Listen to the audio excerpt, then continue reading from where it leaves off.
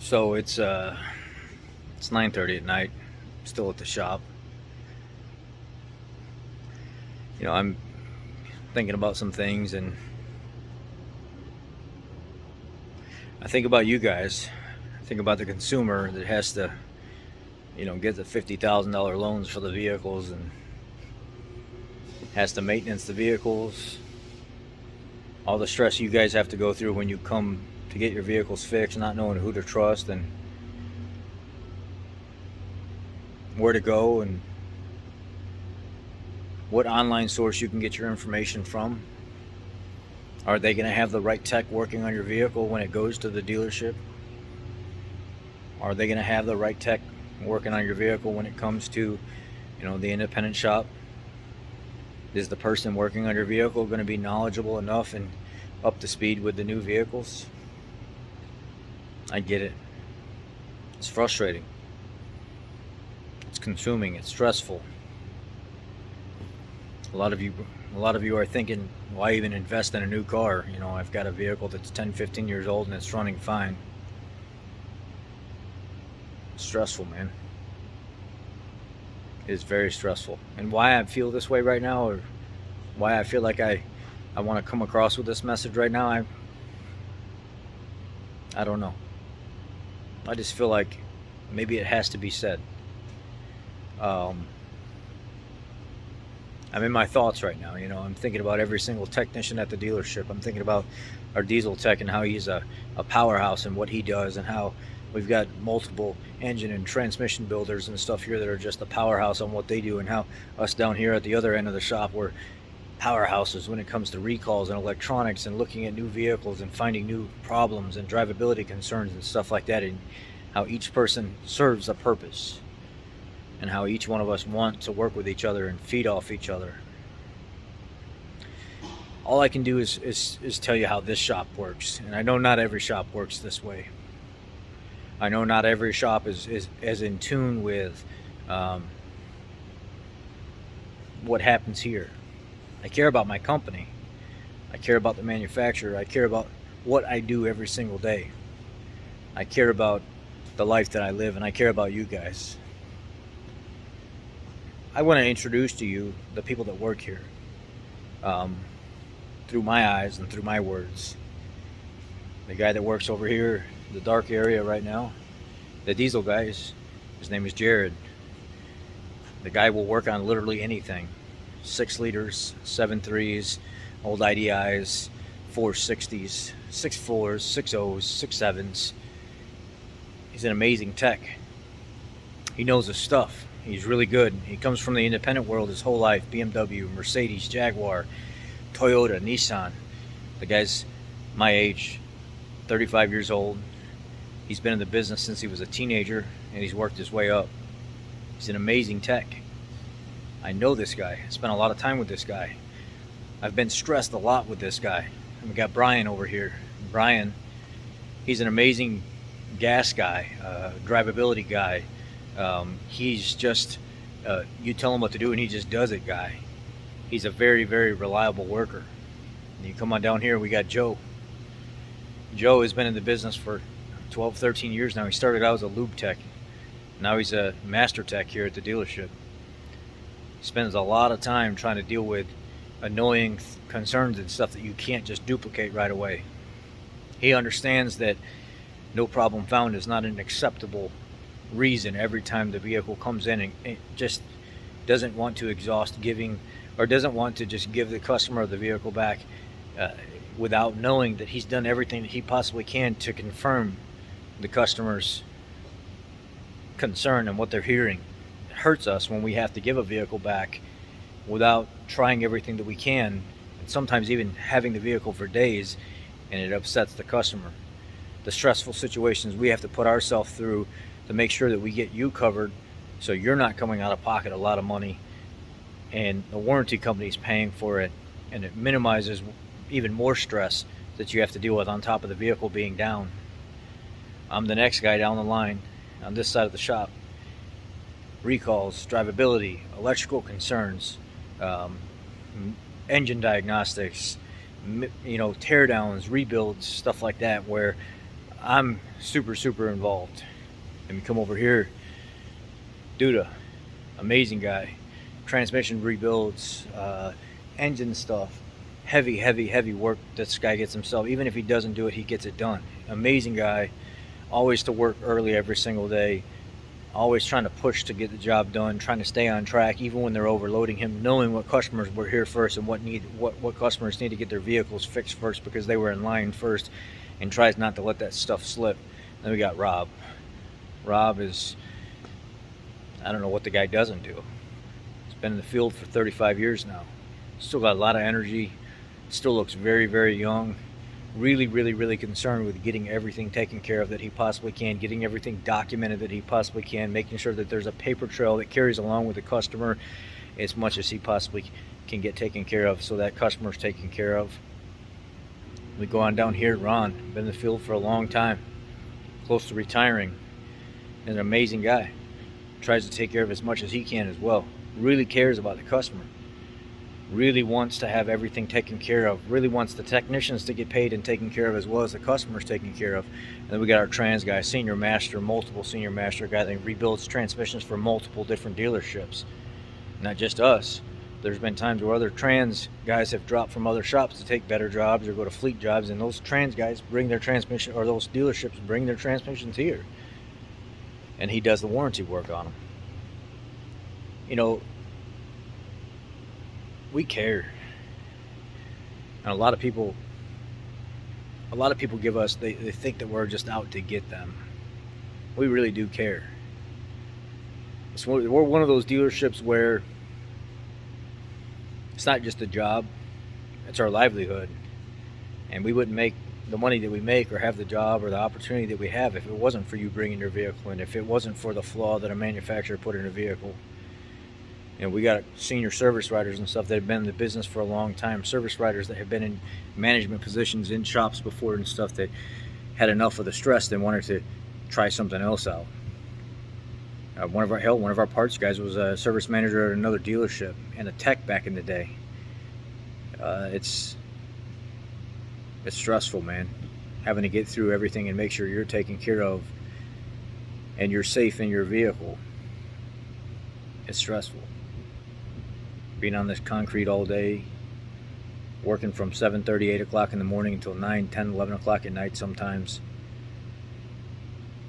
Having to deal with everybody's lifestyles and the drama that may come into play. And then on top of that, you know, we have sales.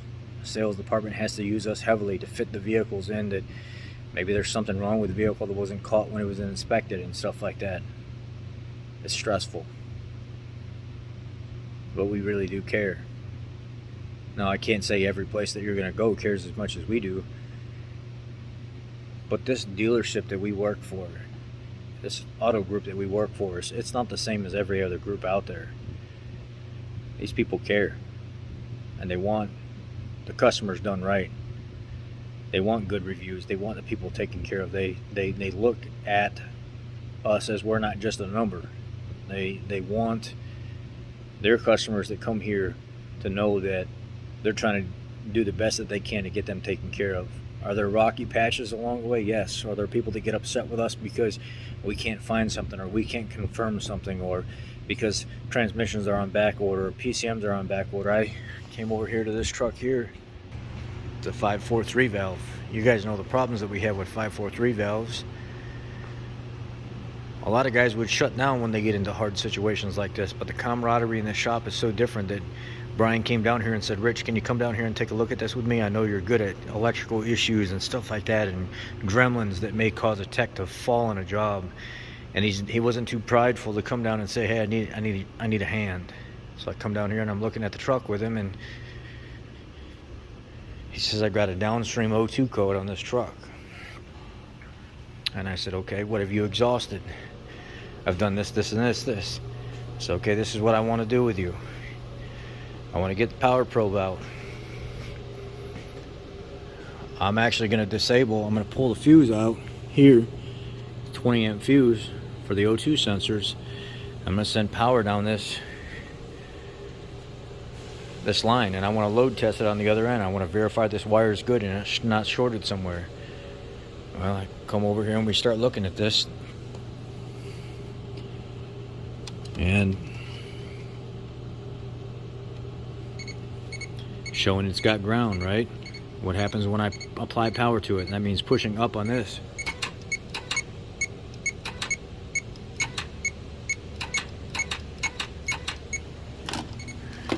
Why is the throttle body actuating? These are dedicated circuits that don't share with each other. There's no splices, there's no nothing. It goes from the PCM to the fuse box, from the fuse box down to the O2 sensor, and then it feeds back and tells it what's going on. It's got a short inside the PCM. When you disconnect all the connectors and you check for continuity between, they're not actually shorted together. When you test each wire individually, they don't actually cause, this wire causes that when they're not shared in any kind of way. Go back to the PCM, plug the connector back in, back probe the navy blue wire here and the green tracer on the bottom, and apply power to it. You got the throttle body actuating, and you got voltage over there at the O2 fuse. Well, they don't share anything. They weren't shorted together when this was disconnected, but then all of a sudden you plug the connector back in and it's shorting out inside the PCM. PCM is shorting out those two circuits together, and it's causing the heater circuit voltage to draw down when the vehicle's running, setting a check engine light. It's stuff like this that you want to rely on, and you want to try to build up your relationship with each other, and you want to share and build up that other technician that may have overlooked something. I think about the relationships I build, the camaraderie, getting in a good shop where everybody does care. You may have some frustration with each other. You may not even like everybody, but you work well together. I was talking to another tech today, and I said, you're really passionate. You get upset about something sometimes, and you voice yourself about it. And he says, it's because I care about these guys. This is one of the shops that I've cared about in a long time, where people actually care about each other, and they actually try to help each other out and not stab each other in the back. I'm thankful for what I have. I'm thankful for where I work. And I'm very thankful for the group of guys that I have, that I work with. Now, I've worked at some other shops and independent shops where it's not quite like that. But what I can tell you is, when you get a good thing going for yourself, when you build a relationship with people and you fit, you may not see everything eye to eye, but you work through those frustrations and those gremlins and those shorts and everything, and the issues, the drivability concerns, and you build off each other and you make your relationships better. That is a place where I would want to take my business. That is a place where I would feel comfortable of putting my vehicle in somebody else's hands. And I would hope that other shops out there would strive to be just like us, or better than us. I'm thankful for what I have. That truck came from an independent shop. They couldn't figure out the issue. They pulled in a municipal or a CTA F-150 with a 5-liter the other day.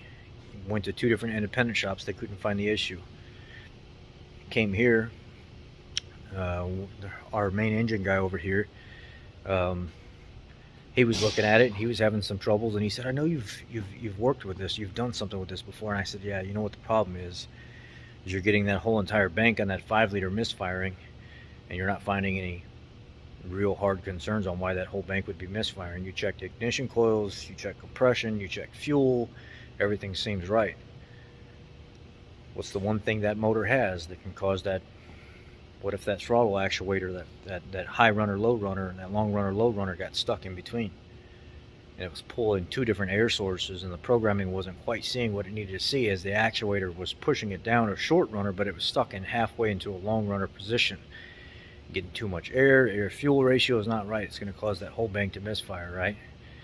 Sometimes independent shops aren't going to see stuff like that, where we see the volume of that stuff over and over and over again. You need an intake manifold. That's going to fix your problem. Sure enough, was the intake manifold. You build off each other. You work with each other. You try to work through all the little problems and stuff you have. So I wanted to take the time tonight to just kind of spread some positivity. on the dealership life that I live, and why I'm thankful for you guys, the local people that see my YouTube videos and stuff in the area, that bring your vehicles here, that trust us and always get your vehicles back better than how they came in, and understanding that sometimes it's a stressful process, but we're going to take care of you. I would like to set the standard for other dealerships and shops to be just like us, if not better, and try to build up that customer loyalty base and trust as much as you possibly can.